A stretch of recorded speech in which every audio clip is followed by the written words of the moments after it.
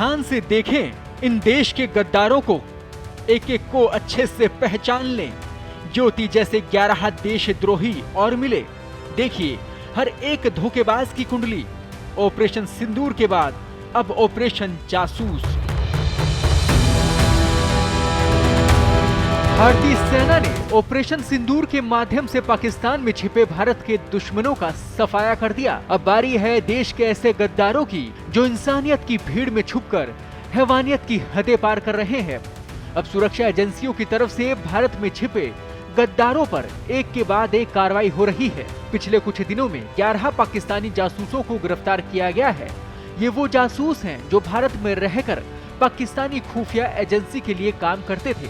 गिरफ्तार किए गए लोगों की सूची में तमाम तरह के लोग हैं। यूट्यूबर, स्टूडेंट, व्यवसायी, गार्ड, हर स्तर पर पाकिस्तान के इशारे पर ये सूचना पहुंचाते थे। एक एक करके आपको बताते हैं इन सब लोगों की कुंडली। सबसे पहले नाम ज्योति मल्होत्रा का।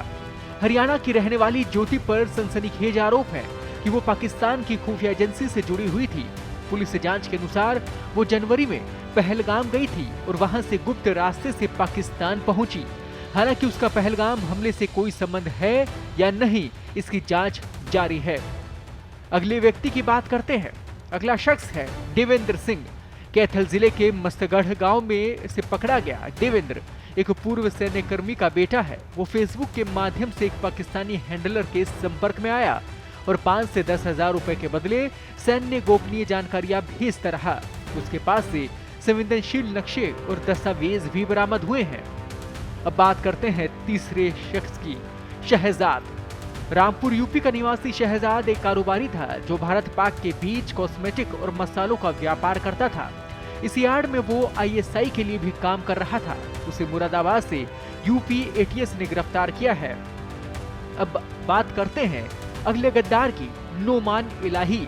पानीपत से गिरफ्तार नोमान असल में एक डार्क वेब जासूस था। पेशे से कंप्यूटर ऑपरेटर, लेकिन काम पाकिस्तान को भारतीय सेना की गतिविधियों की जानकारी भेजना। उसने स्वीकार किया है कि उसने USB ड्राइव और नकदी के बदले संवेदनशील डाटा डार्क नेट पर अपलोड किया। अब अगले शख्स की बात करते हैं जो कि एक युवती है। जी हाँ, गजाला। पंजाब के मलेरकोटला से पकड़ी गई गजाला पाकिस्तान का वीजा लगवाने के लिए अक्सर हाई कमीशन जाती थी। ये गतिविधि शक के घेरे में आई और उसकी गिरफ्तारी हुई। अब बात करते हैं गजाला के साथ पकड़े गए यमीन मोहम्मद की। गजाला के साथ ही यमीन मोहम्मद को पाकिस्तान हाई कमीशन में कार्यरत दानिश नामक व्यक्ति के संपर्क में पाया गया। उन पर संदिग्ध गतिविधियों में शामिल होने के गंभीर आरोप हैं। अगले एक शख्स की बात करते हैं। ये है अरमान। हरियाणा के नूह जिले से गिरफ्तार अरमान व्हाट्सएप के जरिए भारत की सैन्य गतिविधियों की जानकारी पाकिस्तान भेज रहा था।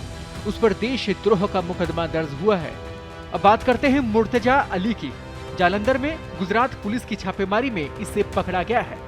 यानी कि ऑपरेशन जासूस के जरिए जैसे जैसे जासूसी नेटवर्क की तलाश तेज हो रही है, वैसे ही नए नए खुलासे सामने आ रहे हैं। पिछले 2 सप्ताह में पंजाब, हरियाणा और उत्तर प्रदेश पुलिस ने पाकिस्तान के जासूसी अभियानों में कथित रूप में शामिल होने के आरोप में कम से कम 11 लोगों को गिरफ्तार किया है। इनमें हरियाणा की यूट्यूबर ज्योति मल्होत्रा का नाम भी शामिल है। इतना ही नहीं, गिरफ्तार किए गए आरोपियों में एक फैक्ट्री वर्कर और एक पोस्ट ग्रेजुएट छात्र भी शामिल है। उम्मीद करते हैं जल्द से जल्द ऐसे धोखेबाजों पर कड़ी से कड़ी कार्रवाई होगी जो जिस थाली में खा रहे हैं उसी में छेद कर रहे हैं और देश को शर्मिंदा कर रहे हैं। पत्रिका के लिए कृपाशंकर शर्मा की रिपोर्ट।